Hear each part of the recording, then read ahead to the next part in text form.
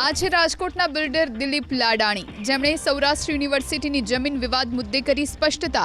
આરોપ છે કે વર્ષ 2021માં રાજકોટ મહાનગરપાલિકાએ યુનિવર્સિટીની જમીન બિલ્ડર દિલીપ લાડાણીને વેચી નાખી। તે સમયે town planning officer Mansukh Sagathiya હતા, જેઓ હાલ ટીઆરપી ગેમ ઝોન અગ્નિકાંડના કેસમાં જેલની હવા ખાઈ રહ્યા છે।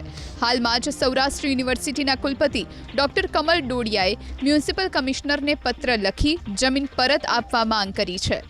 1547 ચોરસ મીટર જમીનની કિંમત 16 કરોડ રૂપિયા છે। આ જમીન પર બિલ્ડરે બાંધકામ પણ કરી નાખ્યું છે। બિલ્ડર દિલીપ લાડાણીએ દાવો કર્યો કે ગાંધીનગરથી મંજૂરી મળ્યા બાદ બાંધકામ કરવામાં આવ્યું છે। પ્રોજેક્ટ પૂર્ણ થયો તેને 2 વર્ષ વીતી ચૂક્યા છે। અગાઉના કુલપતિએ પણ આ મામલે પત્ર લખ્યો હતો, જેનો જવાબ તેમને મળી ગયો છે। એવામાં નવા કુલપતિની અણસમજણના કારણે વિવાદ ઊભો થયો।